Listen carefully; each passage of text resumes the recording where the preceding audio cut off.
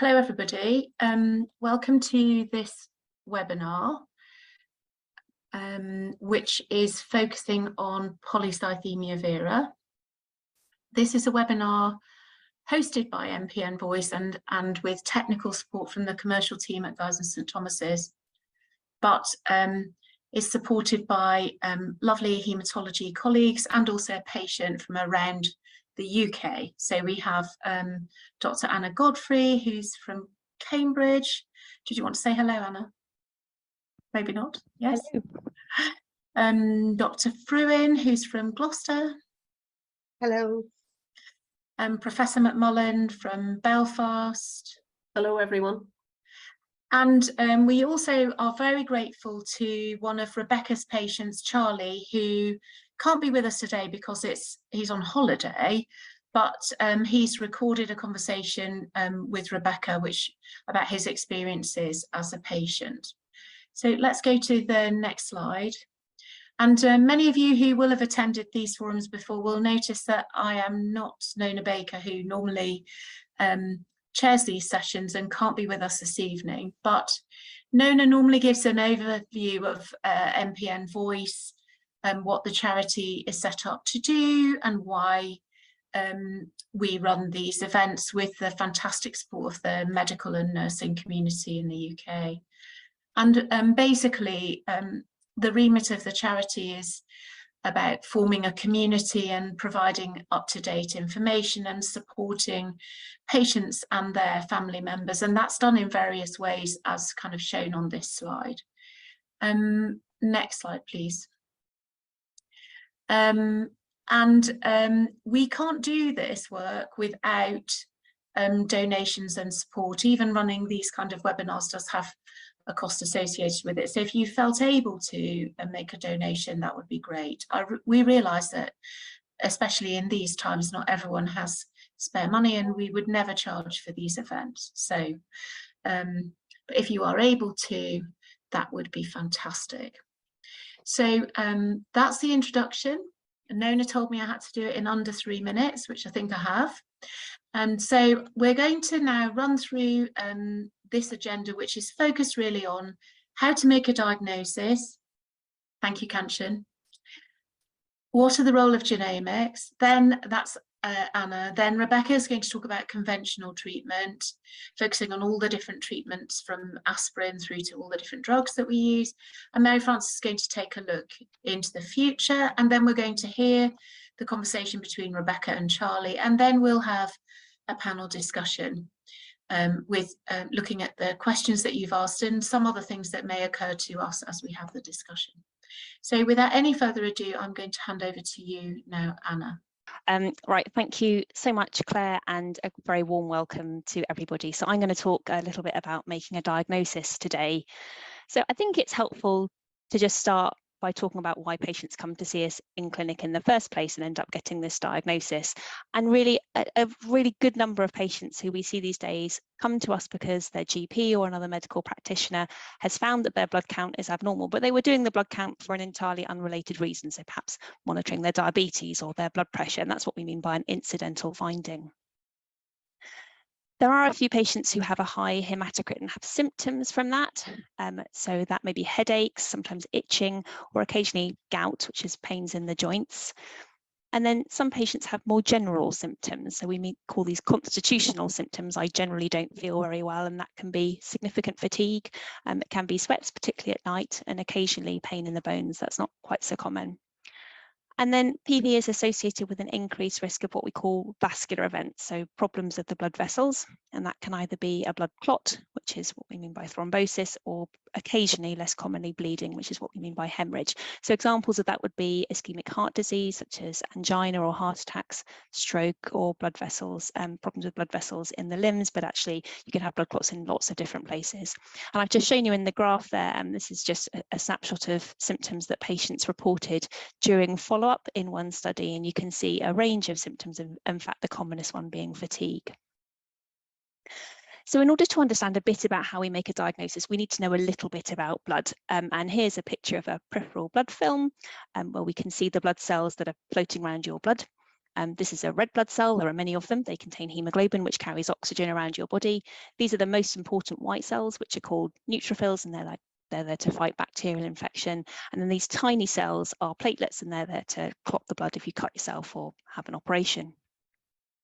In PV, we talk a lot about hematocrit. Hematocrit is basically the proportion of blood volume that's composed of red cells. So if we had a very fine tube of your blood and we spun it with all the red blood cells at the bottom, it's the proportion of the total volume that those red blood cells would take up, and we give it as a percentage, or sometimes as 0.5 being 50%, for example. So patients who we investigate for polycythemia vera are those where there is a persistent and unexplained increase in that hematocrit, sometimes associated with other blood count abnormalities, which might be white cells or platelets. The reason this happens is because the bone marrow cells are overproducing those red cells together with the other blood count components. But it's important to mention there are other causes of a high hematocrit, and that's the first thing that the doctor will look at in clinic. Is this PV, or could it be something else that causes a high hematocrit? And that might be just dehydration, not having enough water. Smoking or chronic lung disease can push up the hematocrit because we're trying to make more red blood cells to carry more oxygen. Drinking too much alcohol can push the hematocrit up, and then there are some less common things like certain kidney diseases, and certain drugs can do it. So naughty cyclists who take anabolic steroids, or testosterone, which is sometimes used medically, and there are a few others. What's actually happening in patients who really have PV? So I'm going to explain this because then that explains how we make a diagnosis. So all of our blood originates in the bone marrow from what we call blood stem cells. So these are rare cells that can renew themselves, and they can also mature or differentiate into these more mature blood cells that we see. So here we have a progenitor that then gives rise to, this is a megakaryocyte. Megakaryocytes are the cells that live in your bone marrow and give rise to the platelets that come into the blood. And then we have white cells and red cells. What happens in PV, as in any other myeloproliferative neoplasm, is that there's a problem that originates in one blood stem cell. And that problem is that there's some damage to the DNA. That's what we mean by a mutation. And because DNA is the code for all of our proteins, that results in an altered protein, and that protein then changes the growth and behavior of the other cells in the bone marrow. And that then leads to overproduction of blood cells. PV is actually a condition where we have a really good understanding of the underlying molecular problems, those changes in the DNA which give rise to the disease. And we have known now since about 2005 that the vast majority, almost all patients with PV, have a problem in a gene called JAK2. So this is just to explain what JAK2 is, if you like biochemistry. This is meant to be a cell with the membrane on the outside. This is outside the cell. This is inside the cell. I hope you can see my cursor. This is just a stylistic drawing of a receptor, which is a protein that sits on the cell surface, and it's there to receive signals from outside. So this particular receptor is receiving signals from a hormone called erythropoietin, which is the hormone that tells us to make red blood cells. JAK2 is a protein that just associates on the inside of the cell with that EPO receptor. And its normal function is that when EPO that's floating around the blood binds onto that receptor, there's a change in the JAK2, it gains a phospho molecule, and that then results in another change in the EPO receptor. And basically, because that changes the way that the protein is structured, that then leads to activation of these downstream pathways, which we don't need to go into any details about. But the thing that's important is that if we have a change in the JAK2 gene, which is what happens in polycythemia vera, these processes all start to be activated even when the EPO isn't there. So we get activation of these pathways, which then lead to increased proliferation of the cells.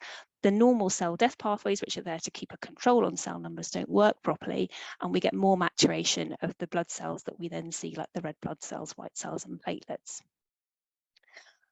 What are these changes in the JAK2 gene? Well, basically, there's broadly a couple. By far the most common change in the JAK2 gene is called V617F. So V stands for valine. It's here in the protein. It's a model of JAK2.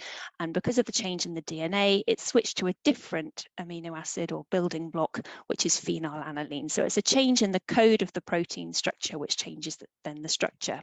And most people will have that within PV. A very small proportion of people have a change just in this other part of the gene. It's called exon 12. You can see that actually when the protein folds up, they're actually spatially located very close together.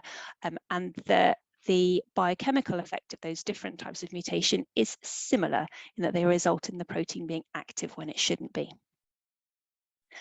So given that we know that's how PV happens, that's actually really helpful when we're trying to make a diagnosis. So actually one of the very first things that we do when we see people in clinic and we're suspicious of Polycythaemia Vera is that we test the DNA of the blood cells for JAK2 mutations. So different places do it differently. We tend to check for V617F, and then if that's negative, we look for exon 12 mutations. And there's a range of other blood tests that we also do, sometimes to look for other causes of a raised hematocrit or to support the diagnosis. And serum erythropoietin is one of those. It tends to be low in many people with PV.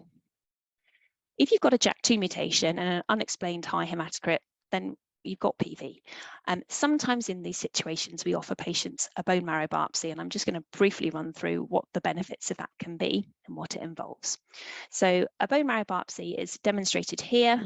So this is the pelvic bone, and this is showing you where we pop a little needle in. The idea is that it goes through this hard bit of bone called the cortical bone into the bone marrow area here. And that allows us to, first of all, pull out a liquid sample, that's called an aspirate. And these are some examples of pictures that we see down the microscope. And an aspirate is really good at looking at all the different blood cells in great detail. Within the bone marrow, these large cells that you can see here, for example, these are the megakaryocytes. They're the cells that make platelets, and they're a particularly good key to whether someone's got a myeloproliferative neoplasm. So I'm not going to teach you bone marrow morphology in 5 minutes, but hopefully you can get an example that if these are normal megakaryocytes here, this is a condition which is not an MPN. They're very small and with simple nuclei, that's the dark purple bit in the middle, whereas this one from a patient with an MPN is much bigger and has a very different appearance. So that gives us an idea that this is an MPN. We then do a different type of sample called a trophine, which is a little solid piece of bone that goes through, again, the same cavity here. And that just gives us a slightly different way of looking at the same thing. So here, for example, this is a trophine biopsy of someone with Polycythemia vera. And I can tell you that basically that marrow tells me that it's making too many cells. It's more active than it should be.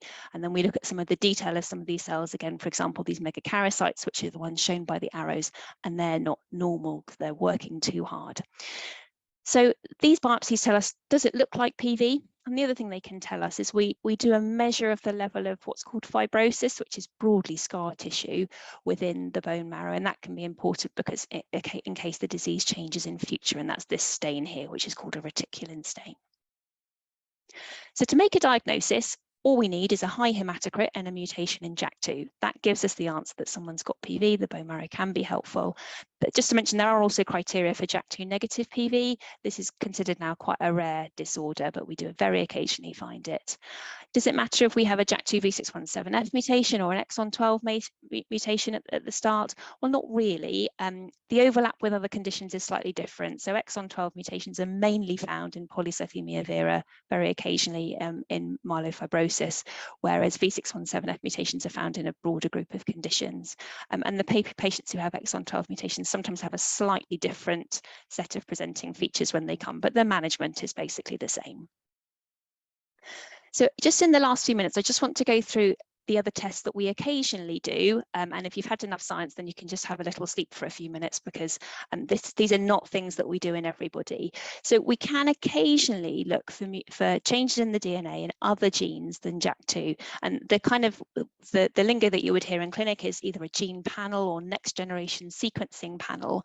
And what that does is looks not just at JAK2, but looks at lots of other genes which can be changed in bone marrow disorders. So this is an example of a study done a few years ago now by some colleagues around the country and indeed internationally, looking at lots of patients who had a myeloproliferative neoplasm and asking not just about the JAK2, which is the commonest mutation that you see up here, but about a whole load of other genes that we know can be abnormal in bone marrow disorders.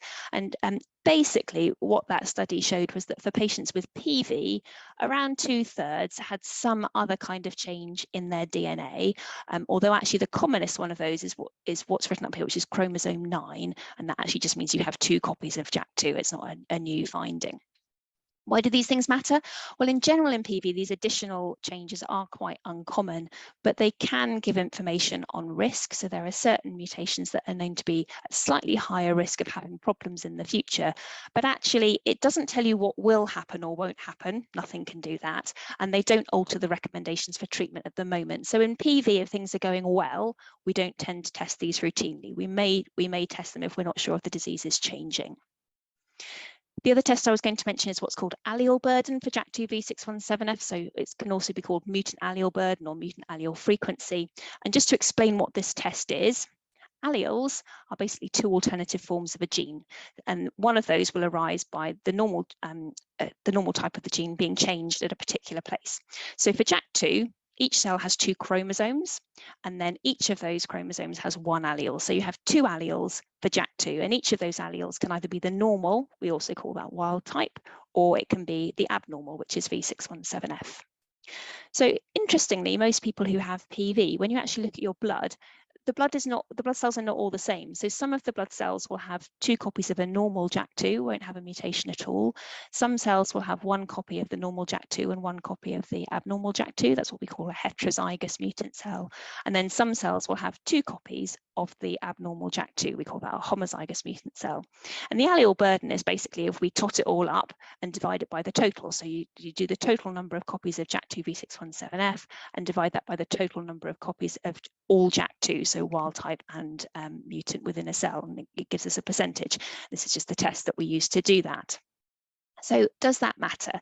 Well, we've known for really quite some time that if you look at very large groups of patients with PV, then having more V617F in your blood is associated with certain clinical features. So generally slightly more marked clinical features for PV, so a higher hematocrit, a higher white cell count, people are more likely to have a big spleen. And in some studies, there's an increased risk of thrombosis, but not all. And there probably is over the longer term an increased risk of people with a very high allele burden transforming to myelofibrosis. But it doesn't tell you what's going to happen on an individual basis. So we don't generally use that to change the recommended treatment up front, but it is of interest because we now have some therapies that have been associated with a reduction in allele burden in some patients. And I'm not going to go into detail because we'll talk about this later, I think. But given that particularly in one recent study, there may be a better outcomes associated with a reduction in allele burden, there is a little bit more interest in checking this in some patients, but we don't generally do this routinely. It may be of interest in very specific clinical situations. So that's it from me. PV is, we investigate for this when we have a persistent unexplained high hematocrit. Almost everyone has a JAK2 mutation. We can just pick that up on a blood test. We don't have to do a bone marrow biopsy. It can be useful at the start. And then these additional tests that are coming through, such as allele burden, they're not yet routine, but they may become more valuable as we start to better understand what they mean clinically. And that's me. Amazing. Thank you so much, Anna. Beautiful presentation and beautiful slides. So Rebecca, I'm hoping that you're there. I think you're in Gloucester, but you're looking a bit like you might be on holiday actually. I'm working from home today. Okay. Well, it's just my day off. It's my day off, is the honest answer. It's on your day off. Thank you so much. Anyway, so over to you now to talk about standard therapy for PV. Thank you. Okay. Anna, are you still there? I know you were doing I'm here. Thing in the lab. Did you want to make a comment on genetics of familial PV just while Rebecca's got her slides coming up? Yeah, I'll make a brief comment. I think people often ask about, will this run in my family? And should I be asking whether my children should be tested? I think that the situation that we have with MPNs at the moment is that there are, specifically for PV, most people will not have any family history, and there's no evidence that anything is inherited. There are a small number of families where we can see that more than one person has an MPN, but it might be one person has PV and their uncle had ET. It doesn't necessarily follow a strict inheritance pattern, and that probably tells us that there are inherited predispositions to developing an MPN, but they're not inherited in a very strict way. There are a few conditions where there is actually a direct inheritance, but that tends to be more the patients who just have thrombocytosis, so high platelet count, rather than the polycythemias. There are also some causes of a high hematocrit that are inherited and are familial, but they're not associated with a JAK2 mutation. So in general, we say there's no specific testing that needs to be done, and there is certainly still research going on into the patients where we can see there is a familial tendency. We know a little bit about some of them. Amazing, thank you. Rebecca, shall we stick with your slides in this view and maybe progress with them that way? Is that what you're thinking? To change it, yeah. Apologies, but every time I do that, it seems to just throw me out. I don't know. It goes into a dark screen, doesn't it? I think this looks great. We can see your slide, so should we stick with it in this view? Thank you so much. Apologies for that. Oh, First of all, thank you very much for the invitation. So really what I'm going to be doing is talking about the basic initial management of when you're diagnosed with Polycythemia Vera. Now, the most important thing to talk about is that you are going to have a long relationship with your haematologists. It will go on for many years. And there's a lot of things that we ask you to do that will reduce your risk of having a clot. So one of the first things we start talking to you about are your lifestyle factors to keep you healthy and to reduce the risk of having a clot. So it's things such as stopping smoking, being careful about your cholesterol, keeping an eye on your blood pressure, and leading a fit and active, healthy lifestyle. One of the things that either are done in the clinic or you're asked to go and see your GP is that we ask you to do what we call a healthy heart score, which basically looks at your blood pressure, looks at your age and your fats in your blood, and then gives you a chance of having a problem with a serious condition such as a heart attack or a stroke in the next 10 years, and whether you need any intervention to help with that. And that's a really important part of your management. Then we start to talk about the treatment. So you're not going to have any of my bits sliding in, I'm afraid. But really, what we do is initially we talk about the use of low-dose aspirin and taking bags of blood or venesections to keep that hematocrit that Anna talked about when she talked about 50%, less than 45%, to lower the red cells. So let me just talk about, first of all, the management and the role of low-dose aspirin and the role of venesection. So if we come to aspirin, first of all, initially there was a lot of concern over aspirin when it was used at the higher doses of 300 milligrams because there was concerns about the risk of bleeding with these patients. There was a very good study performed that looks at the role of low-dose aspirin in reducing the events of having clots in patients with PRV. And it showed that low dose of aspirin, just a 75 milligram dosage, or 80 milligrams in the States, what we used to call a junior dispirin, but we can't give aspirin to children anymore, is enough at reducing the risk significantly on having an event such as a clot. There have been some studies recently because they look at how aspirin works by stopping the platelets in the blood from being so sticky. And there have been some studies that have shown that it does this by inhibiting what's called a compound called thromboxane. And there have been some studies suggesting that if you take aspirin twice a day, you are more effective at reducing the thromboxane, and therefore the aspirin is more effective. Now, these are just biochemical, these are just studies in the lab. There's been no good study in individuals showing that this is of benefit. But sometimes we think about patients taking twice daily aspirin if they've got ongoing symptoms such as burning in their fingers or headache disturbances, to see if it helps. Now, the role of venesection, when we take a bag of blood off, that is helping in lowering your red cells. It doesn't help lower your white cells or your platelets, but it's very good at lowering your red cells. And that has been shown only recently to have a good effect on reducing your risk of having any problems with clots, such as heart attacks or strokes, or even having what we call thrombophlebitis, where you get a painful area over a superficial vein. And that was only developed in 2013. Up until then, it was based on anecdotal evidence, but we've now got good evidence that both these treatments are pivotal for treating all patients once you've been diagnosed with Polycythemia Vera. After that, we come to treatments. Now, we have two simple ways of defining between patients with low-risk disease, where you just manage them with aspirin and venesections, or high-risk disease, which is when you fall into perhaps somebody over the age of 60. It doesn't happen magically overnight on your 60th birthday, but we know that the risk of having a clot goes up as you get older.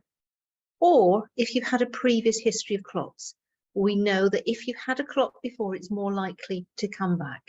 So if you've got any of those features, we automatically think that you're in high-risk disease, and we start to think about the first-line treatments that we have available in the UK. Now, as with all things, it looks a very simple classification, but there are areas of grey in that sometimes if you've got low-risk disease, so that you're under the age of 60 with no history of thrombosis, but if you've got lots of symptoms that aren't responding to treatment, to venesections or aspirin, sometimes we consider a trial of treatment. Sometimes we look at white cells as well and other vascular risk factors, but otherwise we just mainly categorize you using the low and the high risk. So the first line treatment is a tablet called hydroxycarbamide. It was called hydroxyurea, so the people who've been diagnosed for a number of years will know that it was originally called hydroxycarbamide. Now, this was shown to be effective. The hydroxycarbamide has been around since 1952, and so far is still used as our first-line therapy in the UK. Now, this was based on the PVSG stands for the Polycythaemia Vera study group, which showed in 1997 that it reduced the risk of having further clots from 6.6% down to from 14% down to 6.6%, and was very well tolerated. Now, there are some side effects with hydroxycarbamide, in that the good thing about hydroxycarbamide is often when you have polycythemia vera, all your counts are increased. So your white cells are high, as well as your red cells, as well as your platelets. And the hydroxycarbamide lowers all of them. It does have some side effects. We're particularly worried about the side effects on the skin. So it can dry your skin out. It can result in some ulcers in your mouth. And it can result in some ulcers on your legs. And they've previously shown that getting ulcers on your legs, the mean time to developing that is about 8 years. So you may not necessarily associate it with the hydroxycarbamide, but certainly these ulcers can be painful and they're not going to heal until the hydroxycarbamide is stopped. There is an increased risk of skin cancers. And certainly if you have squamous cell carcinomas, there's an increased risk of them coming back. And if that happens, we have a think about what other treatments that we can give you. The other concern is about the risk of leukemia. Now, there is a small risk of leukemia with polycythemia vera that is higher than patients who don't have that condition. Does the hydroxycarbamide increase that risk? So far, the studies haven't shown that if that's the only drug that's been used. However, if you've had hydroxycarbamide, then your doctor will have to, and you're not responding to hydroxycarbamide, or you've got side effects, then your doctor thinks carefully about what we're going to use second line, because we don't want to increase that risk. Now, the next drug that we have is a drug called interferon. Now, at the moment in the UK, so far we've only got access to Pegasus, although I believe in Scotland they have got access to Besremi, which is another formulation of pegylated interferon. Now, this is given by injection once a week. It is very good for young people because it can be used during pregnancies if people are at high risk, but it does have a lot more side effects. So the main side effects are that of causing flu-like symptoms. People often get temperatures and aches and pains the night they get it. Sometimes that lasts for a couple of days. And it can also lower their mood. So if people have had a significant problem with depression before, it's really not a good drug to take. There are other problems, but a lot of people do require dose reductions due to side effects, and a lot of people need them to be stopped.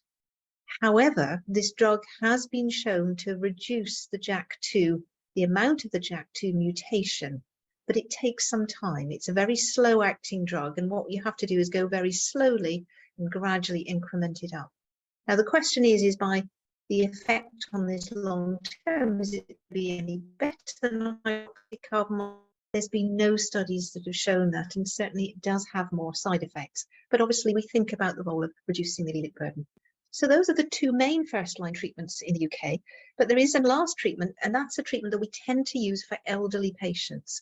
And this is a drug called radioactive phosphorus. Now, I tend to use this only for patients over the age of 80 with comorbidities. It is a very good drug for these patients. We haven't been able to source it for the last 8 months in the UK. We've shortly got some more arriving. And for my patients in Gloucestershire, I send them to Bristol for it. And this is taken from the Bristol information leaflet. Now, the patients that we've given it to, they have all loved it. It is usually extremely well tolerated. They do have to go to Bristol for a single dose. It is very safe. It is done, dusted, and that's the only treatment they need for a prolonged period of time, often 6 to 12 months, usually longer, and sometimes that's the only dose. Now, of course, there are disadvantages for it, and the reason that we tend to reserve it to elderly patients is that there is an increased risk of leukemia with this. running about 10 to 15%. So that's why it's something that we don't usually rush into, and we don't use it for younger patients, but it works really well. So that's actually all the medication that we tend to use first line in the UK at the moment for patients with Polycythemia Vera. So it's been a little bit of a whistle-top tour, so apologies for my problems with my slides. I don't think you have to apologise. That was a brilliant presentation. Thank you so much, Rebecca. And Mary Frances, I think we're coming to you now to talk about future therapies. Thank you very much, everyone. And it's wonderful to see so many people at this time of the evening. And my colleagues have beautifully set the scene for what I'm going to try and suggest to you. So I'm going to try and give you some direction, which I think will be future therapeutic directions in PV. And I have, looking at recent research, I think there are 3 particular points that I want to make. So Rebecca has told us very nicely about the management, first of all, of low-risk PV, and the British Society for Haematology have put together recommendations which we can hopefully put in one slide. And first of all, I'm going to deal with low-risk PV and then suggest what might change in that area. So this is the situation where we suggest that all patients have their hematocrit targeted to below 45%, low-dose aspirin, and as discussed, targeted intervention to reduce cardiovascular risk factors. But even when we put this together, we also added that if there were particular features that cytoreductive therapy might need to be considered. And that would be things like people who were very proliferative, needing an awful lot of venesection, raising platelet counts, etc. But we weren't any more specific than that. So the Italian group have done this low PV study. And this is very interesting in that it may change how we think of the treatment of low risk PV in the future.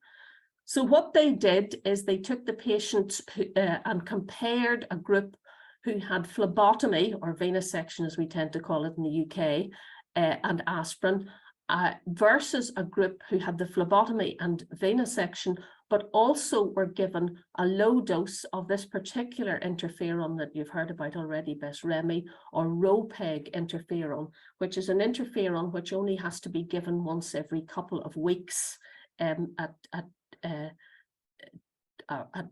maximum. And they compared the 2 groups to see if basically if adding in the Ropeg was effective. And guess what? It was. So the first thing is that this shows is the experimental arm, which is the group that are on the Ropeg, had better outcomes. They had a better composite endpoint, but in particular their hematocrit control over the period of the study was better than in those who were just on the standard arm of venesection and aspirin alone. The other thing that they found was that the group who in the standard arm had more progressions. Now, these were progressions of thrombocytosis, things like erythromyalgia that previously hadn't been there. But actually one patient on the standard arm had a splenic vein thrombosis. And there's actually further follow-up of this showing more progressions all in the standard arm. So this suggests, one, that the hematocrit can be controlled better, but also that the disease has fewer of these events if on the patients on Ropeg interferon. Now, before I go any further, I just wanted to mention, as has been mentioned already, the JAK2 allele burden. And Dr. Godfrey has beautifully explained about V617F and the allele burden. But we now tend to look at this and measure it as a thing called the VAF, or the varying allele frequency. And this is actually looking at the percentage of mutated JAK2. So somebody who has all mutation might be 100%. If that halves, then they get down to 50%. And what we are interested in with treatment is, do we see any decreases in this, what's referred to as the JAK2 VAF? And this can be performed as a blood test.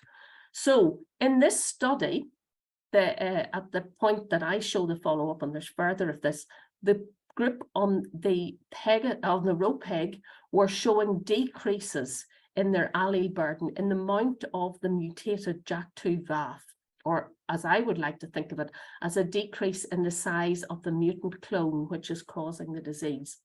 And this is actually quite exciting. It has been shown in some of the interferons before, but it basically raises the point with patients with low PV is, should they all at some point receive ROPEG or some sort of interferon to improve their disease control, which we've shown, but also will we get to the point where we want to do this because we are reducing the allele burden or the clone size. Now, that's an interesting development. The Italian group then suggested from the results of their study that there were probably some patients with low risk PV who should be given cytoreductive therapy. I would point out that we said that anyway on the basis of blood counts and being very proliferative. But I think looking to the future, we will face the question as to whether we should be treating all patients with low PV, with low risk PV, with something like ROPEG interferon in order to reduce their allele burden as well as improve their disease control. So the next thing I wanted to look at was in high risk PV. And in high risk PV, again, we have first line management, hydroxycarbamide or interferon as been discussed. And then second line in those who can't tolerate or are resistant to their first line treatment, there is the possibility of switching. But we also now have ruxolitinib as a second line treatment if hydroxycarbamide resistant or intolerant, if it is available, and we can discuss that at the end. And then there are a number of third line options. So ruxolitinib as a second line in the intolerant or resistant has been licensed on the basis of a previous trial. But a group of us within the UK have carried out this further very long-term follow-up treatment comparing ruxolitinib versus best available therapy in PV in those who are intolerant or resistant. And the results of this are very interesting and may change things in the future. The first thing is that those on the ruxolitinib compared to the best available therapy had better responses, complete responses, duration of response, and event-free survival. So that in itself is a very exciting result. But the other thing the group on ruxolitinib had is that they had better event-free survival. In other words, they had fewer thrombotic events or hemorrhages, but particularly on thrombotic events. And this was also followed on from the attainment of a complete remission within 12 months. The people who got into remission, of which there were more on ruxolitinib, had a better event-free survival. So this is actually a very important result for ruxolitinib. The other thing that was done in this trial was looking at the molecular responses. So back to the JAK2 VAF again, it didn't differ the levels of this at baseline, but those who got a molecular response, there were more molecular responses, and that was defined as a greater than 50% reduction of both, was more of that with ruxolitinib. And the median time to response was 36 months in ruxolitinib. So this is actually showing that molecular responses are achieved at a higher rate with ruxolitinib. And the other thing that was very important is the molecular response at 1 year was correlated with a superior event-free survival. So this is a very important finding for ruxolitinib. So this builds up the algorithm that we already have for treating patients with ruxolitinib. But it also adds a question is, if ruxolitinib is that good, should we actually be using it earlier? Should it not just be in those who are resistant or intolerant, but would it be better anyway? And there is a currently ongoing trial in the UK after I give my summary of MAGIC, which I think I've already given. Ruxolitinib improves thrombosis-free and event-free survival. Complete response is correlated with improved event-free survival. A 50% reduction in VAF has important clinical benefits.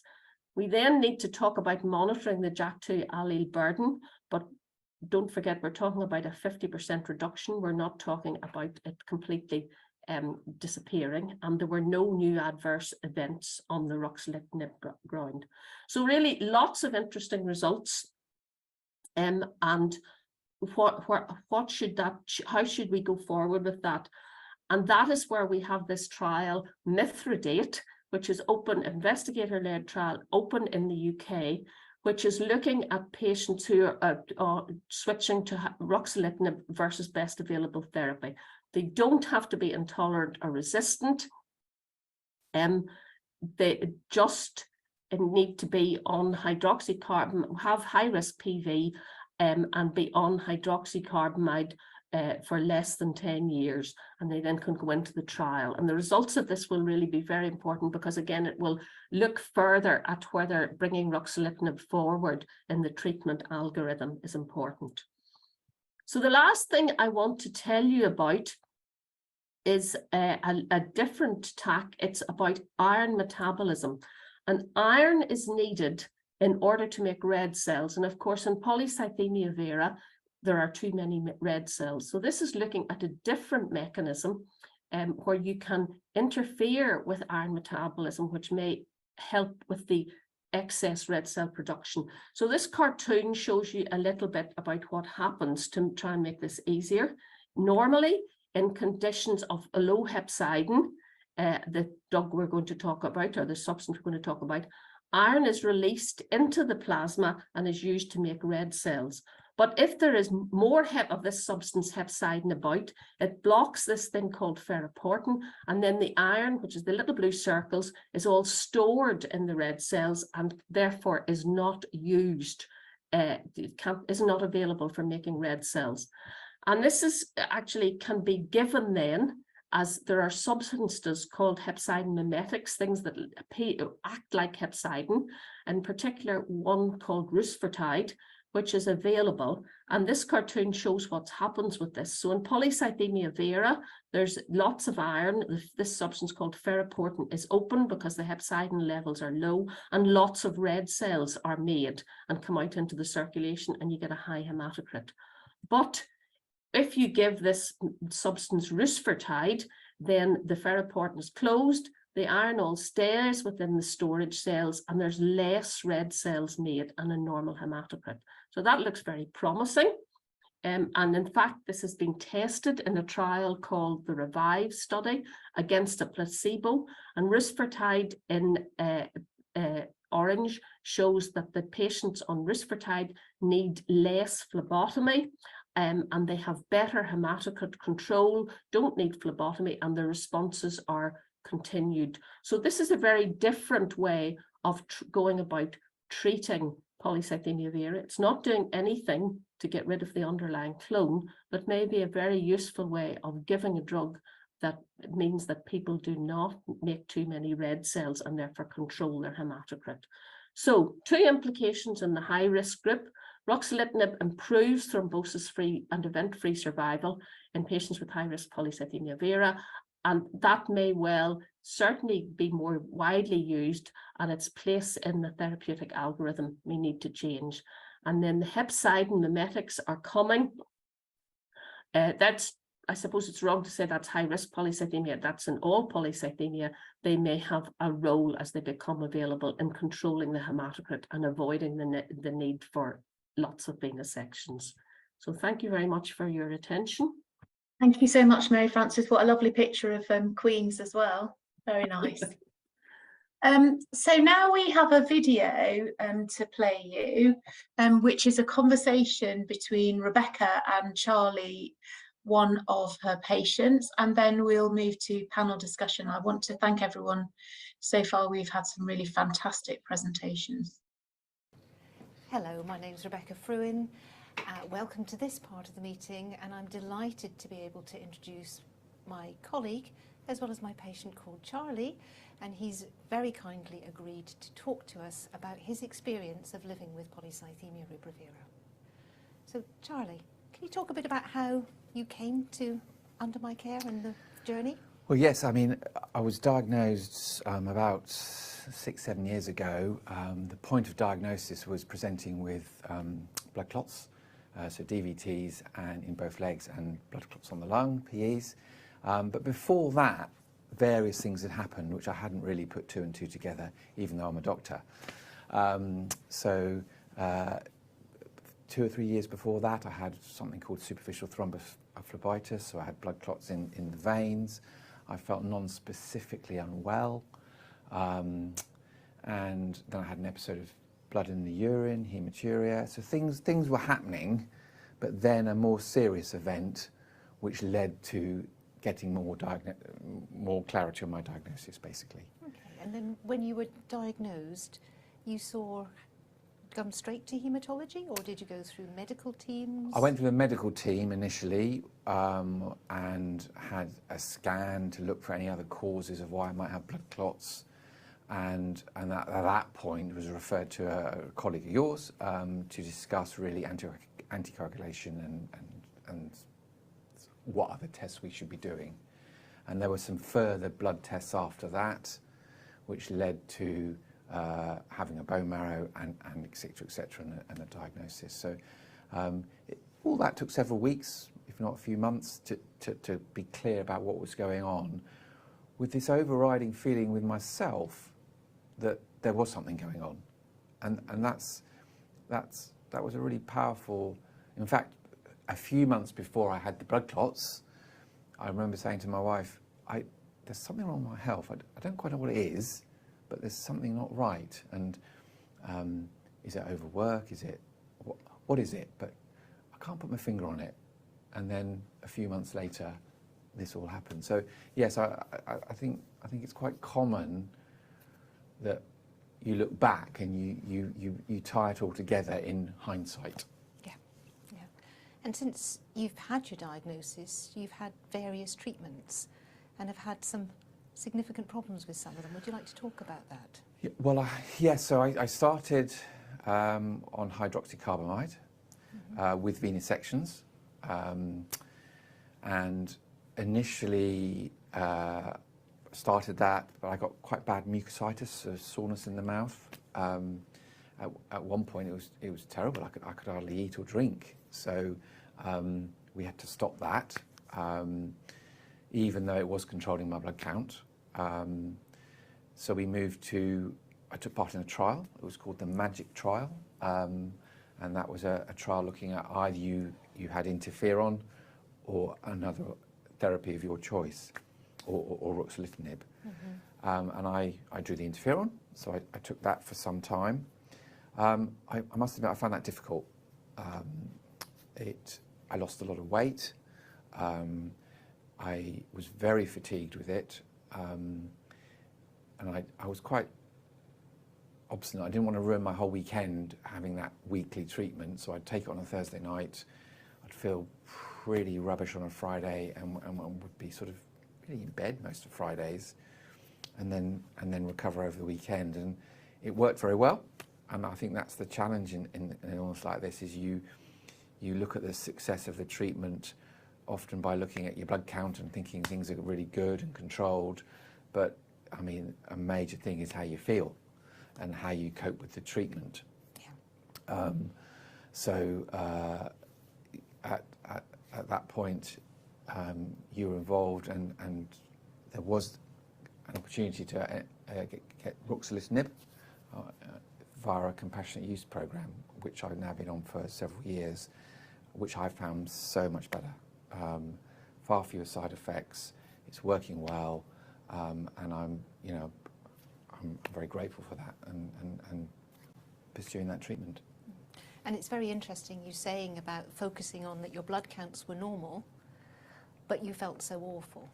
And that's quite a common problem that some patients do experience. Yes, and I found it much better being in now we've set up here in this hospital a specialist MPN clinic.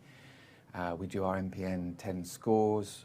I report the common symptoms and how they're changing, and I find that's been much better and really useful. and focusing on those non-specific symptoms, which are very common, bone pain, fatigue, etc., and how we can manage those has been really helpful. And Ruxolitinib has helped all of those. And you mentioned these non-specific symptoms, and sometimes these non-specific symptoms can really impact on your quality of life. Can you talk about the impact this diagnosis has had on your life and your work? I mean, I've had to reduce my hours because coping with a full-time job I felt I couldn't do, so I only work 4 days a week now. The fatigue has been the main issue. So fatigue being tiredness that's not really relieved by having a rest, basically, has been, I found very difficult, especially as I look well. To try and explain that to colleagues and friends has been challenging. I have found exercise helps. So I absolutely, I'm on that a lot now for my own well-being, cycling, walking. When I was in interferon, I used to have the interferon and on a Saturday morning do the park run, and I found that really helpful. So you can find ways of helping your general well-being, which is not necessarily different drugs. Yeah. And I think that's a really important part of your care is limiting your work hours if you can, and looking after your own health. And you mentioned the exercise. Anything else that's helped you cope with the stresses of it? I think time. I think that's quite an important thing because it is quite stressful initially, getting told you have in effect an incurable bone marrow malignancy, but with uncertainty ahead, and there's lots of different treatments, and that initially was difficult. The thought that I would never completely be free of haematology appointments has been difficult, but I've got used to it now, and I think as you go through that journey with a chronic illness, you get used to the pattern of your appointments, the pattern of your different treatments, juggling side effects and control of your disease. So yeah, I think it's knowledge and time has been hugely helpful. And you've been in quite a unique situation as a doctor also with this diagnosis. You know, has this diagnosis affected your practice, or have you learnt from this? Well, I think I have. I mean, there are two issues really. So I've really found as I said, the specialist clinic helpful, and listening to my symptoms just as important as looking at the blood result.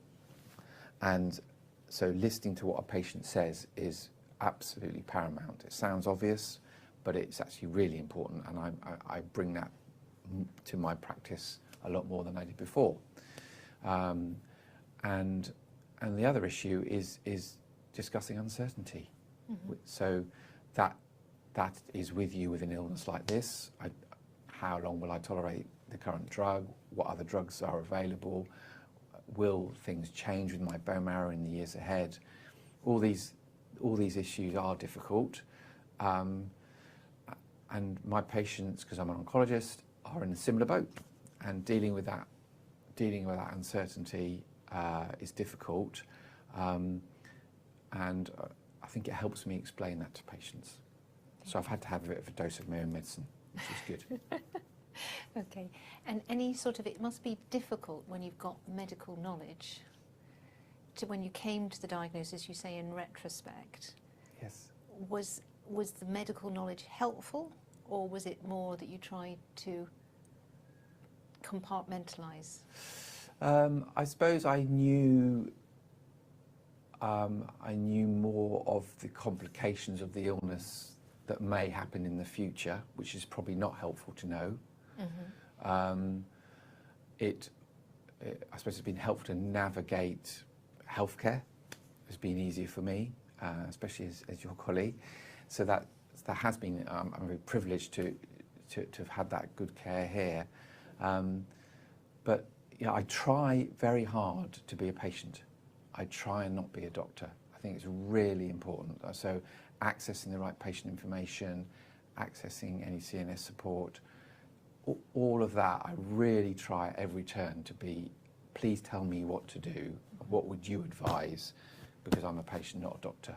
That I really try to hold on to that from the beginning, really. Okay, thank you very much. Anything else you'd like to sort of tell people with polycythemia that you think is an important thing for their management and to help them when they're coping with the diagnosis and the treatments? Well, I think it's really important that you focus on your well-being and you see clinicians who are dedicated MPN specialists because they will understand your symptoms and they will understand what you're going through, and they will have access to different therapies as we move forward and potential trials and things like that. So yeah, be kind to yourself and look after yourself, and you can lead a normal life and a fulfilling life like I do, with nearly full-time work, lots of hobbies, and yeah. Okay. Thank you very much, Charlie. Thank you. Pleasure.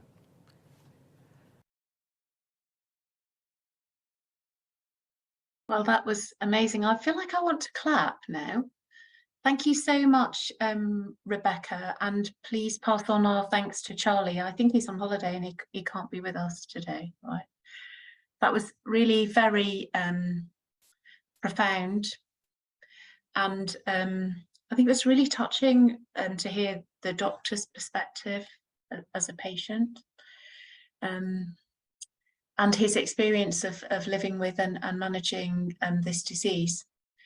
So, and I'm loving all these wonderful reactions, especially that lovely heart that's floating up the screen right now. That's fantastic. Good. So Mary Frances and Anna, if you're here, could you please turn your cameras on? Thank you. Lovely. So we have got some questions. Thank you so much to everyone who has submitted them.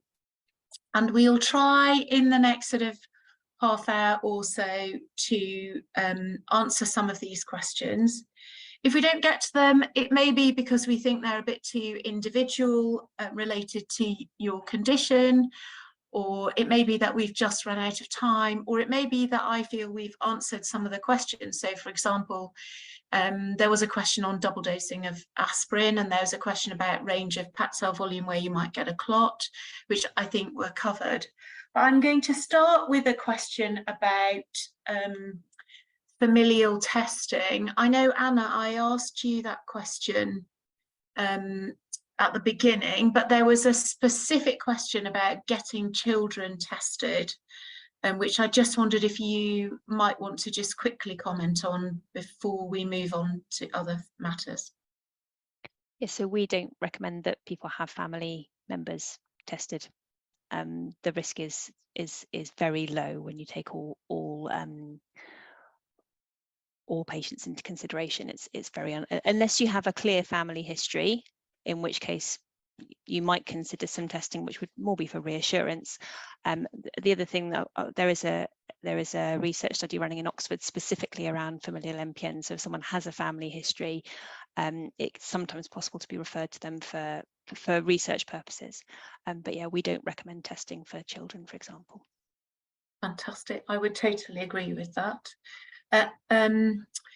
Right, now there's quite a lot of questions about iron and iron value. So I'm going to ask some of those to you, Rebecca, although Mary Frances touched on targeting hepcidin with rusfertide. So a few questions about how can you have a high hemoglobin and a low iron level? And then some questions about how would we manage iron replacement? So could you perhaps focus on those two, please? Yeah, of course. What it is that with the polycythemia Vera, you're producing too many red cells, and we deliberately make you short of iron. So by taking a bag of blood off every time we venesect you, we're taking off about 200 milligrams of iron. You have about 8 to 12 grams in your body. So each time you have a venesection, we're taking iron off of you. So a lot of the times with patients with polycythemia, we are making you iron deficient. We are making you short of iron to control your hematocrit.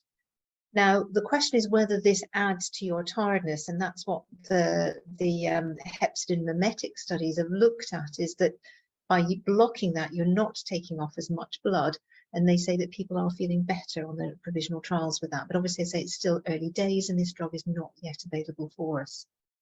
Finally, what we sometimes do is when we've got patients on treatment for Polycythemia Vera, if we get them on treatment, we sometimes consider very cautious iron replacement, but we have to go very carefully, because if we give you too much iron, your blood will then get too thick, and then we'll have to start taking the blood back off of you. So very occasionally, I consider giving my patients on treatment very low dose iron, as in 1 tablet a week or 2 tablets a week, and I watch the hemoglobin very carefully. As soon as it starts to come up, we stop it because it stops the blood getting too thick. Does that answer the questions, Claire? Definitely. I must admit, I always tell my patients, don't ever take iron unless we tell you to. Yeah, that's what I do always say. Only take it when if we tell you to. But it's very, very rarely, and it's sort of, I have to increase the hydroxycarbamide or the interferon up to cover it. But sometimes we try it. Yep, and someone just put a question in the chat about hemochromatosis, which is a genetic condition where there's increase in iron. That is not related to Polycythemia Vera. Now, Mary Frances, lots and lots and lots of questions about Ruxolitinib. When would you use it? What do we think about the NICE the NICE outcome, which I will comment. So under what circumstances would you use Ruxolitinib if you could, is probably the best summary of some of the questions. And so I can comment about NICE and Ruxolitinib. So Ruxolitinib is currently available in Ireland, Northern Ireland, and it's currently available in Scotland. I don't know about Wales. I suspect it might be, no, not. NICE is currently re-evaluating Ruxolitinib, and the MAGIC PV study is going to be very important from that perspective. There was an initial announcement saying it was not cost effective, and then there was another meeting. These are very long meetings usually, and we are currently awaiting the outcome of the second meeting, which was just a couple of weeks ago, and hopefully we will have availability of Ruxolitinib for patients like Charlie who are not tolerating or having their disease controlled. But Mary Frances, could you just comment about when would you use Ruxolitinib if you could? And then there's quite a lot of questions also about Besremi and availability of that drug.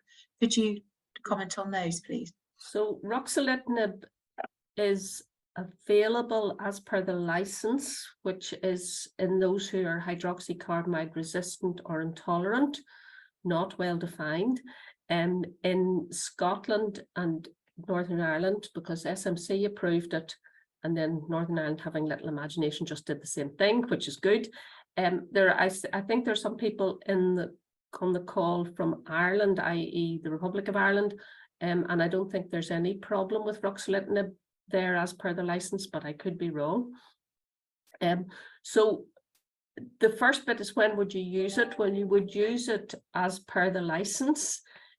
People have to have had some exposure to hydroxycarbamide first, but in my opinion, it is very good in patients, particularly with severe symptoms, itch, aquagenic itch, and for some patients it is extremely useful. So you can get quite quickly to, well, your symptoms are very bad, can we try Ruxolitinib? And in some patients it's actually extremely effective. It's also, and it's interesting, Dr. Frewin's patient, you know, it wasn't just the symptoms. There are some patients I've seen where they get much better control of their disease on Ruxolitinib. But the point I was making is we may in the future be able to look at it at an earlier point in the diagnosis, but at the moment we have to stick within the license. And obviously you hope very much that NICE will make it more widely available. I think there's quite a lot of patients in England on it, on compassionate use, and obviously from the MAGIC trial as well. Yes, I think so, but it's not possible to get access presently for patients.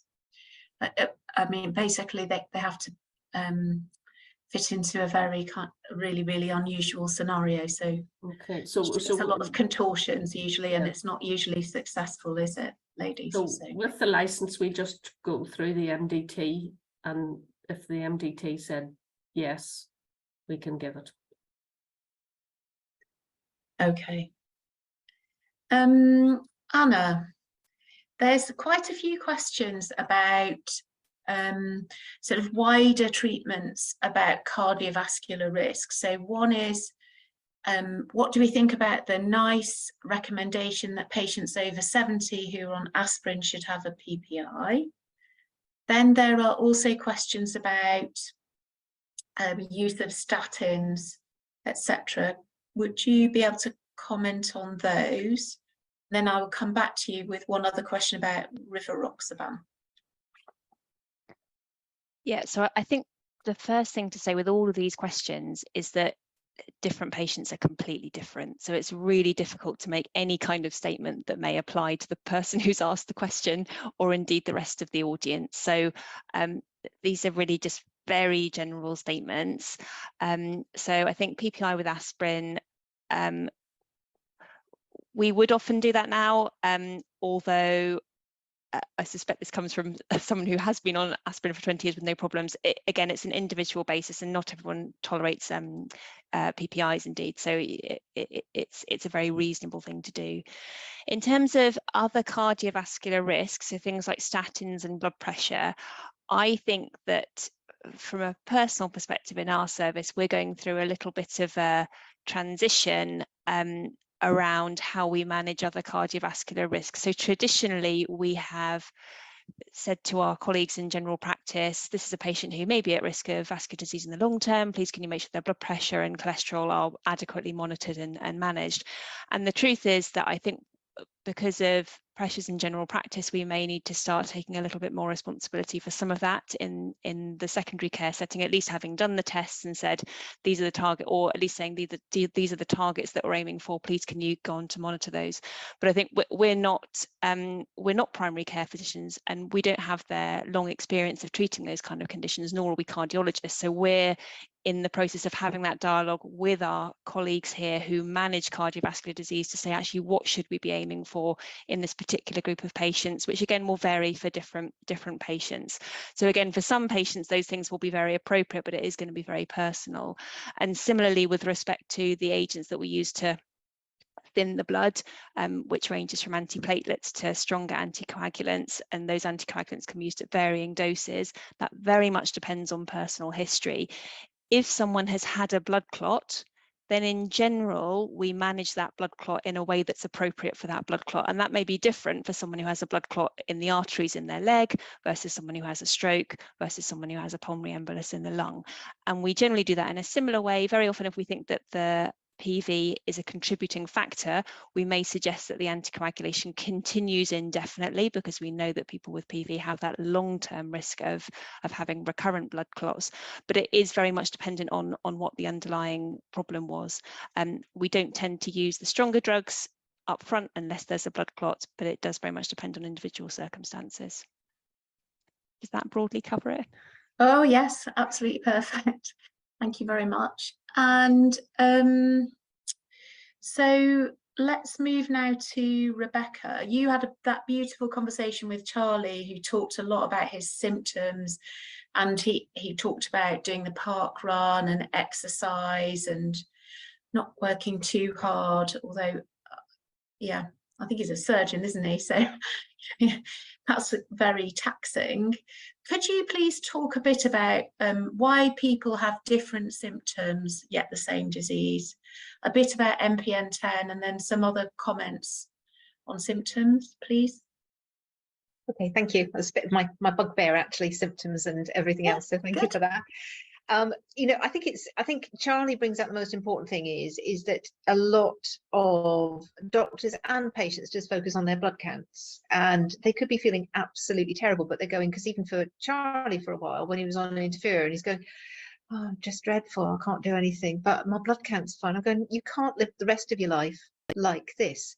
So I think being aware of your symptoms. Now the symptoms can vary quite a lot in individuals, and even in PV, low risk patients with PV can have horrendous symptoms, and equally high risk patients can have hardly anything. They're just over 60. So it can vary quite a bit. And that's why I tend to use the MPN 10 score in my clinics. Any patients coming up, certainly when they're first diagnosed, and we try and touch base regularly, we do an MPN 10 score, because that allows us to focus in on symptoms and to bring out things that can be problems that they may not even have thought about it. I think the common symptom of fatigue is so variable. With Charlie, he's just tired all the time, whereas some people say that they go on absolutely fine and then it just comes over in an overwhelming wave. So it can vary quite a bit. And I think the most important thing is acknowledging that this is a significant symptom of the disease. And I'm very lucky, I'm supported with my specialist nurses, and I also have a clinical psychologist that can give advice. But some of it is making sure, are they having a good night's sleep at night? Are they able to rest during the day? The best way one of my clinical psychologists talked to me about it was saying that it's like you've got an energy bank. If you make too many withdrawals in one day, you then get to the stage of, you know, you've got nothing left to take out after that. So plan your day carefully. Don't do this boom and bust, because sometimes people have good days and bad days, and on the good days they go around like a whirling dervish and then they've got nothing the following day. So it's just plan your days. Don't do this boom and bust. But also it's useful to talk about things such as itching, you know, little things like itching. You know, I had a patient who hadn't had a shower for 2 years, hadn't been able to wash herself for 2 years because of itching being so bad. And it's something that she didn't even think about mentioning. So there's various ways, you know, basically avoiding cotton, avoiding extremes of heat, trying some antihistamines. If the antihistamines aren't enough, then we tend to go in with a drug that's very good for your stomach, but another form of antihistamine called famotidine, which is a histamine antagonist. So I sort of talk about my double F approach, which is an antihistamine called fexofenadine, along with the antihistamine drug called famotidine, and that often helps. And I think it's just having an awareness of these symptoms. Headaches, things like that, all can lead to problems that are impacting on your life. So despite normal counts, they still can do, and it's worth having a discussion with that, with your doctor about that, and see if you can move it forward and use the MPN 10 score. I'd really recommend using it. So just briefly then, MPN 10 has got the 10 commonest symptoms, and we ask patients to score them 1 to 10. You can find it on a website. Some clinics hand them out. We hand them out to patients in our waiting room because it helps them to pass the time, which is often very long. And MPN Voice is going to be producing an app which has got a symptom tracker in it. Thank you so much for that question. There's a great question in the chat about, which has come anonymously, do we go on cardiovascular risk registers automatically at our GP practices? I wish. I think that would be very helpful. But I think with these diseases, mostly you would have to educate your GP and be proactive. Mary Frances, I want to come to you to try to answer some of the questions, please, about interferon, and also to comment on disease modification. So some of the questions about interferon are about availability of best remi. Then there's a great question from Laura about depression and interferon. Is the depressive side effect cumulative if you've been on it for a long time? So could you please comment on that?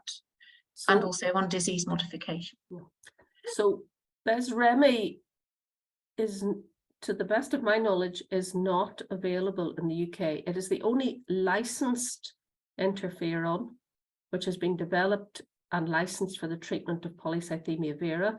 Pegasus, which we've used widely, is not actually licensed, but Besremi is not yet available. Now, I was very excited. Somebody said there it was available in Scotland. If that is true, it has just come through.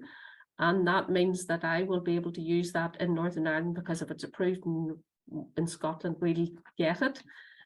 But nobody's told me that yet, but that will mean we would be able to get available, but for the large bulk of people in England and Wales, it will have to be approved by NICE, to the best of my knowledge. Pegasus is widely available, and we have been using it, as everyone is aware, for many years. There is good evidence, as we put in the guidelines, that it is as effective as hydroxycarbamide. So it's a decision between patient and physician as to which they go to first. But the problem about interferons is the side effect profile. The other thing that the interferons do, widely shown in trials, and particularly with the Ropeg interferon Besremi in the PROUD PV trials, is that you see over time this JAK2 clone becomes smaller.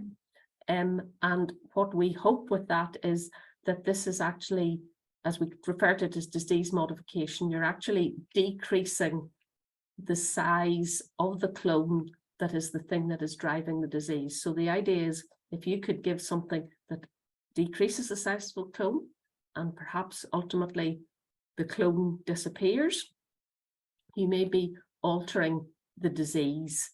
And you mainly see this with interferons so far. We did look at that in the MAGIC trial as well with Ruxolitinib.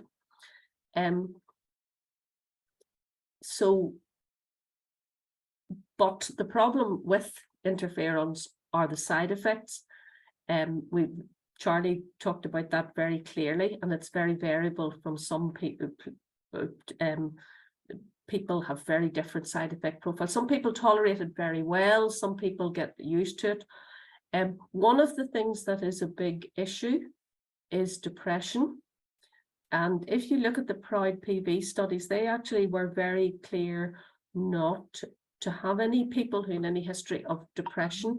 But that's actually very difficult, because if you look at that, we're doing a study at the moment, and if you did it with anybody with any depressive symptoms, you might not have too many people actually taking the drug, but certainly people who have had major depressive illnesses needing a lot of medication, I would be very wary about thinking about giving them an interferon. Does it get worse over time, or does it accumulate over time? I don't think so. I think it's certainly, in my knowledge, and the others can contradict me, you want to avoid the people who've had a major depressive illness. Some people find that they get quite depressed on interferon, and then there has to be a conversation as to whether they should continue or not. But I don't think there's a sort of, if you've been taking it for this many years, you're going to get a problem. That's certainly not what I have seen. Totally agree, although we all have to remember that we can, often things happen in our lives that can trigger low mood, etc. So things might fluctuate. And certainly I would sort of see how it develops in a patient before I would jump in, because you know, everybody has bad periods. That's absolutely true. Anna, could you answer some of the questions in the chat about, I'll read them out, don't worry.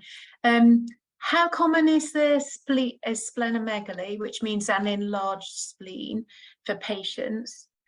And also about signs of progression. Yep. Okay. So how common is splenomegaly? So the answer is fairly common when you look at the figures as to how often it's reported, but very often that may be an enlarged spleen on a scan. It doesn't necessarily mean an enlarged spleen that's actually causing somebody a problem, or that we can even sometimes feel very easily in the clinic. The spleen is meant to be tucked away up under your ribs, and actually it can be enlarged almost without us even being able to feel it. If there is really significant splenomegaly to the point that it's either causing symptoms or it's very easy to feel in clinic, then the first thing is we do just think about a couple of things. The first thing is this just straightforward PV or is something else going on? So occasionally blood clots in the tummy can cause an enlarged spleen, so your doctor may want to do a scan. And the other thing is myelofibrosis, so bone marrow scarring, that's more often associated with an enlarged spleen. And then in terms of treatments to reduce it, if it really is just straightforward PV, then of the easily available treatments, I don't know that anyone's really better than another. Ruxolitinib probably is the drug that we all think is most likely to be effective for splenomegaly. But as I say, that's only something that you really need to think about if it's causing you problems. Just having a spleen that's enlarged on a scan isn't necessarily a concern in itself. So progression, when we talk about progression, we mean the disease changing into one of the conditions that tends to cause more problems. And those two conditions are myelofibrosis, that's scarring of the bone marrow, and that can be associated with a number of problems. One is an enlarged spleen. Sometimes people feel worse, so there's a higher rate of these constitutional symptoms like sweats and weight loss. And it can be associated with low blood counts rather than high blood counts, so particularly anemia. The way we make that diagnosis is with a bone marrow biopsy. If we see any of those clinical problems that are developing, we might say, well, we need to have another look at the bone marrow. And actually, just by looking at the blood, as I showed you in that blood film, we can sometimes get a suggestion that there's some fibrosis developing in the bone marrow. Myelofibrosis is something that's more likely to happen in people who have had the disease for a long period of time. That's probably the biggest risk factor, although we also know that certain genetic changes can contribute as well. The other condition that PV can change into is acute leukemia. Generally acute myeloid leukemia, which is a much more serious condition. It's much less common than myelofibrosis. So I think you've said, what's the incidence of different studies give very different numbers on this, and it very much depends on how old you are and how long you've had the disease for. But myelofibrosis probably 5 to 10%, maybe. Acute leukemia much less than that. And yeah, acute leukemia is something that if it's going to be treated does require either quite intensive chemotherapy, sometimes a stem cell transplant, or sometimes it can be quite difficult to treat because it's a little bit more aggressive. Fantastic. So I'm sorry for asking you difficult questions. And there was a question in the chat about, does grade 1 fibrosis in the bone marrow matter? You showed those beautiful slides about bone marrow. Yeah, so just so people understand, fibrosis is graded in most laboratories on a scale from 0 to 3, so 0, 1, 2, and 3. So in order to have myelofibrosis, you do have to have other features as well, but you also have to have at least grade 2 in your bone marrow. It's very common to see a little bit of fibrosis when we make a diagnosis of PV, so grade 1 is not at all uncommon. If you look at big long-term studies, then having more fibrosis at the start does mean you're more likely to get myelofibrosis in the long term, but that's when you take many, many patients. And as I say, grade 1 fibrosis is not at all uncommon. That's fantastic. Thank you very much. So I'm trying really, really hard to answer questions, either in the chat or I'm loving the fact that someone drinks 2 litres of water a day. Yeah, that's very good if you can manage that. Excellent. I'm going to ask Rebecca now questions about vaccinations, COVID risk of COVID vaccines, and then there was an important question about shingles vaccine. Please remember, any answers we give you are very general, not specific to you. Rebecca, and then I'm going to come back to Mary Frances to answer a question that came in from Adam, which was about what therapies does she think might come in 5, 10, 15 years, and reference CRISPR, please. Rebecca. Okay, thank you. Well, during the COVID is still around, to be perfectly honest, and we would encourage any patient who's on treatment to be fully vaccinated and to keep themselves updated with the COVID vaccinations and take any updates or boosters when they're offered them. There was a lot of concern about would it increase their risk of clotting, but we have found absolutely no evidence of that. So basically, please do keep yourself updated, keep your boosters up to date. Now, regarding the shingles vaccination, it depends on your age and what treatment you're on. Certainly, if you are on treatment and you've had a history, and especially if you're on Ruxolitinib, I would recommend having the inactivated shingles vaccines. There are 2 vaccinations around. One is live and one is inactivated. Now, your GP should know if you're on treatment, you should only get the inactivated vaccination, as that prevents. Otherwise, if you get the live vaccination, you could get it could bring on a mild dose of shingles. So certainly it is worthwhile considering, especially if you've had a history of shingles, because it's absolutely miserable. Thank you. That's great. And just remember, if you do get COVID and you're on a treatment, you might be eligible for a treatment for COVID. So do let your team know about that. Mary Frances, we're coming to you for the last answer because we're close to 6 o'clock. The question from Adam about treatments that you can see in 5, 10 or 15 years. And also please a comment about CRISPR. Okay, so I don't know. It's a simple answer. And it's always very interesting, because I've been doing this for a long time, when you think about what you were doing 15 years ago and what you're doing now, and how you think, I never saw that coming in any way. The whole way of development is, I think, the interferons, the disease modifying treatments, I think will become more and more of an issue, that you want to give something that will actually reduce the clone size and change the size of the disease. So I think the interferons will get through and will get more widely used. Similarly with Ruxolitinib, there are then, of course, a whole raft of other Ruxolitinib-like drugs that we're using in myelofibrosis. Nobody's got anywhere near those with Polycythaemia Vera, but they interfere with the JAK-STAT pathway. So I'm sure somebody somewhere is looking at those. And then you're into all the other things that are developing.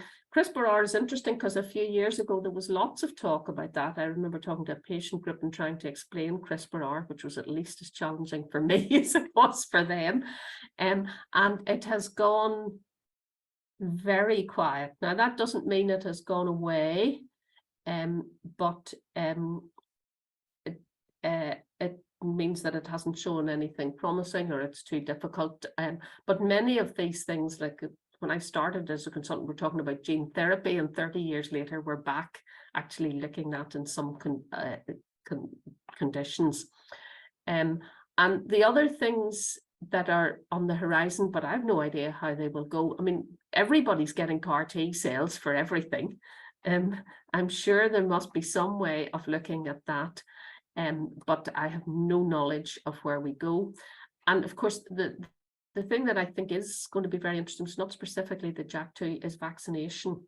The CALR vaccination, they managed to vaccinate the people against CALR, but it didn't make a response.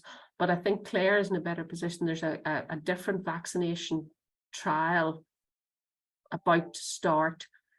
So it may be in that sort of immune modulating therapy that things move in the next few years. And that's very general, but I can't really say anything more specific than that. I think that was great. I always hate answering questions about CRISPR because I would really struggle. That's what you made to me answer talk that about question. Yeah, that's the pleasure of chairing the panel, right? I think I would like to close today's session by thanking everybody who attended. Absolutely fantastic. Thanks so much for all your questions coming in. Sorry we couldn't get to all of them. Particularly struggling to answer the question on what should you ask your doctor. But we did have a very good lecture on that from a Swedish colleague called Gunnar Bergergaard. I would really like to thank Charlie for that very, very moving video, and Rebecca for making that with him, and Kanchan for the technology, and then finally Anna, Mary Frances and Rebecca for fantastic presentation and answering all the difficult questions.